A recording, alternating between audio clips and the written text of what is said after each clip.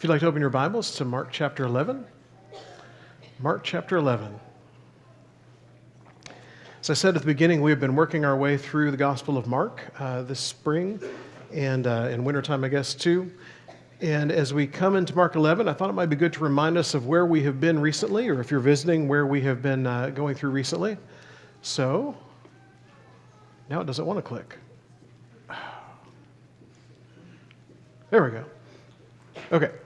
To remind us, several weeks back now, we were in Mark 7, and we talked about the Pharisees and the thing that they had this issue with hypocrisy, where they were worried about, well, why aren't your disciples washing their hands before they eat, which we talked about was not like today's, like today, as we have our fellowship meal, you're washing your hands before you eat. It's not that. It was a ceremonial kind of cleansing that had to do with cleanliness and those laws that came from the Old Testament, and then traditions that built up alongside that. And they were very concerned with what people looked at on the outside. I just saw a post on Facebook this past week.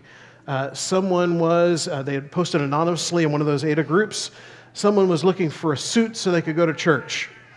And it's just a question, asking for a suit to go to church, and then it became this debate about whether you needed a suit to go to church, which just made me laugh to look at it. But there was a day and time where that was kind of the thing. And nowadays, if you look at most of us around here, there's everything. There's fewer and fewer ties, which I think is the work of God, probably. There's fewer and fewer ties, if you know me in ties. There's a lot more jeans than we used to see. And I really just don't think God cares about that. And maybe he has a fashion choice that I don't know about. But the Pharisees are very concerned about the outward. And in the midst of that, they get lost on the inward. And they forget about what's going on the inside. And then in the next chapter, we looked at what it costs to be a disciple. And the fact that there is a lot of good and a lot of just blessing that comes with being a disciple. And at the same time, there could be challenges that come with it and being misunderstood and things like that. Chapter 9 opened with the transfiguration and then went from this great high on the mountain to the moment of the demon-possessed son down in the valley. And as we went along through that chapter, of all things, they end up in this discussion about, well, who's the greatest? Because that's what's important. And it's as if they have not listened to anything to that point. And then in chapter 10, we talked last time a little bit about what it was like to live in the kingdom and what that may look like. I think that connects a lot with some of what Jet had to say in class this morning about just the things that we do. Are we doing these things because we're accepted by God, or are we doing these things to try to be accepted by God? And I believe God is accepting of us as his children, and then because of that, we act and do things in a certain way. And then as we talked about at the beginning today or in the bulletin, chapter 11 starts with the triumphal entry and Jesus coming into town and them throwing the palm branches down before him and shouting Hosanna, and everything seems great. And then it just takes a really strange turn. So Mark chapter 11, we're going to start in verse 12. It says, on the following day, when they came from Bethany, he was hungry. There we go. And seeing in the distance a fig tree and leaf, he went to see if he could find anything on it. When he came to it, he found nothing but leaves, for it was not the season for figs. And he said to it, may no one ever eat fruit from you again. And the disciples heard it. And I read this story and I think to myself, what? What is he doing here with this tree? Now, in our yard, which is an adventure at times, in our yard, when we got the house, there in the front yard of the house, there were 4 trees that had clearly been planted by the builder. There's a lot of old growth oak and stuff in the back, but the front had all been cleared. And there's these 4 trees. They're cedars or pines of some kind. I'm not really sure what they are. What I do know is the first time we went to look at the house, when Margaret Kaiser met us there to look at this house to buy it, the first time we looked at it, my wife was like, I really like this house. I really hate those trees. And she probably didn't say hate because she's nicer than me, but I knew what she meant. And she thought, we just need to get rid of those trees at some point. And I thought to myself, I really don't like those trees either, but I also don't like physical labor. And I don't really want to cut those trees down and everything that's going to entail, so we'll just kind of see what happens. And I would agree with her and feel her pain and how awful those trees were, but I really didn't have a whole lot of intent to do anything about it. And then as luck would have it, or providence, or however you want to look at it, we have wind in Oklahoma, if you haven't heard. We have wind, and one day we had one of those windstorms, and one of the 4 trees broke in half. which required some physical labor to go get the rest of it out, which I did. And now there's just a spot where that tree was. And then probably a couple years passed, and another one at some point broke in half again, or maybe the ice got it, I'm not sure which. And it died, and I went out there and got it. And now there are only 2 trees that remain. Sounds like a great story, doesn't it? There are only 2 trees that remain. And if you were to come to our house today, those 2 trees, one of them is dead as can be, and the other one is green. And I'm not sure what I'm waiting for exactly. My wife is really not sure what I'm waiting for. One is brown, one is green. Reading Mark 11, I began to wonder if Stacy cursed it one day, and that tree shall die. But those 2 trees are there, and I thought, how weird would it be to just want this thing dead so badly that you would put a curse of some kind on it, as if that would do anything for us. But for Jesus, it seems so out of character. And when you look at commentaries, they struggle with this because of that. This does not seem like Jesus. If I were to put it in today's terms, it doesn't seem like Jesus is being very Christ-like, does it? This is not a thing that Jesus would normally do. And in the Gospels, that's very true. Because when you look at him using his miraculous powers in the Gospel, this is the thing that stands out. Everything else is helpful from a physical human kind of standpoint.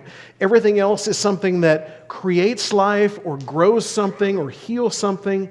This is the destructive miracle, unless I'm forgetting one, and someone will find me in the foyer later and tell me, but I think this is it. This is the destructive miracle, and it doesn't seem like a thing that Jesus would do, to the point that a lot of Bible scholars try to write this off as somebody must have just stuck this in at some point and it really didn't happen, which I also don't believe is true because there's way too much about it in this chapter. But this doesn't seem like a thing that Jesus would do. T.W. Manson, in his book, The Sayings of Jesus, says, "It is a tale of miraculous power wasted in the service of ill temper, for the supernatural energy employed to blast the unfortunate tree might have been more usefully expressed in forcing a crop of figs out of season. As it stands, it is simply incredible. It seems like, to this commentator, if Jesus was going to use miraculous power to do something and he's hungry, wouldn't it make more sense to make the tree suddenly have figs on it and for there to be something that comes from that?" Or William Barclay, in his Gospel of Mark commentary, says, "The story does not seem worthy of Jesus. There seems to be a petulance in it." We don't use petulance enough anymore. There seems to be kind of this angry, spoiled child kind of thing about it. Now, when I read from those 2 commentaries, and I don't want to discount them completely, and I don't know completely where they're coming from with this, I see both of those things, and I think these are not who Jesus is. The few times we see Jesus really angry about something or with someone, there is something beneath the surface there that is bigger. I don't think I can see a petulant episode in the life of Jesus, a time where it seems like he is just acting out. So if it's not that, and I don't think it is, it must be something else. So I believe in this chapter, we're going to see Jesus do some things that are, and I don't want to sound sacrilegious when I say it, that seem un-Christ-like on the surface because they're not what he normally does. If he does that, there needs to be something we learn from it. I think he's trying to tell us something through his actions. And if you think you and I are shocked by this, think of the disciples who were with him. And the fact that they have not long ago, back in chapter 9, watched Jesus heal this demon-possessed boy, the one that they could not heal, even though they tried. And Jesus comes and heals him, and his life has changed. They have watched him feed people out of food that should not be able to feed that many people. They have watched him cause blind eyes to see. They have watched him do miracle after miracle, all of these great things. They have watched him be patient with people who are trying to trap him. They have watched him teach. They have watched him be patient with them when in one moment they get it and in the next moment they don't. And so when they see him, what seems like in anger, kind of lash out at this tree, they've got to realize something unusual is going on here. So what lessons can we learn from Jesus in the midst of all of this? First of all, I think Jesus is telling us through this fig tree, bearing fruit matters more than outward appearance. Now, if we're going to get to the very core of this, I think he's trying to make an example out of Israel here. Because in Israel, what you see is a lot of up and down. And what you see is a lot of very much emphasis on the outside and not so much on the inside. And they are people who try to look like they are right with God, and yet on the inside, their hearts seem to be far away quite a bit of the time. And the Pharisees are kind of an outcropping of that he's had to deal with over and over again, where they're so concerned about the outward, as they were back in chapter 7, as opposed to the things that are more important on the inside. But let's not gloss over that as just a lesson to the Jews or a lesson to the disciples about what the Jews were doing at that day and time. I think we can see something here too. That it's one thing to look healthy and good and right, as this fig tree did, but yet it's another thing to not bear fruit. And Jesus knew, by the way, and there are commentators and there are other places in Scripture where we read that this tree is leafy, but not bearing fruit. But there's kind of this aside that it wasn't really the season for that anyway. I don't believe Jesus approached this tree expecting to see fruit. And I would imagine he did not approach the nation of Israel in his day and time expecting to see a whole lot of fruit in the godly kind of way either. For us, he wants fruit out of us. He wants us not to just be worried about the outside appearance, not just to look like a leafy, healthy tree on the outside, but actually to be bearing some kind of fruit. And then in verse 15, they came to Jerusalem.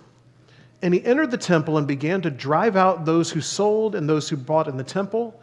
And he overturned the tables of money changers and the seats of those who sold pigeons. And he would not allow anyone to carry anything through the temple.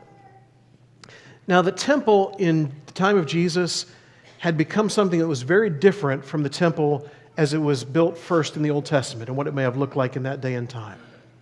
Now, we are actually on a whole different temple because of the destruction of Jerusalem that if you're reading through your Bible this year, you'll catch a few months down the road. But in this spot, it was something that had been made holy to God. And there was something important that was supposed to go on here to the point that if you were going to the temple, you were going to the temple with purpose. This is the reason you were there. And you didn't just walk through the temple to get somewhere else. But as years passed and days went by, and in the time of Jesus, the temple almost became like a shortcut for folks going across Jerusalem to get to the other side because it was easier to cut through there than to go through, to go around. And then this court of the Gentiles, that was the one area where the Gentiles could be, had become just this marketplace. And I don't know what to equate it to in our day and time.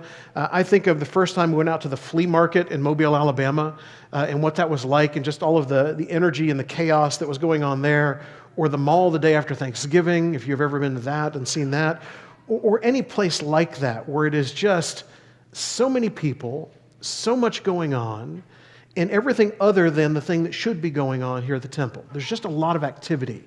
And Jesus, again, not like a spoiled child, like some may take him with the fig tree, and not like someone who can't control his anger, as some may take him here, because he's proven again and again he can. He is a person who is fully in self-control all of the time, so there must be something else going on here. So again, I read this story and I think to myself, what? Of all the things that you may have witnessed Jesus doing in the temple to this point from childhood, where he's teaching people who should know, at least in a human sense, more than he does, but he's teaching them, and him coming and unrolling the scroll of Isaiah and telling people that this has been fulfilled and they're seeing in that moment, and now this guy comes in and just begins to throw tables over? What would it take to shock you with someone coming in here this morning?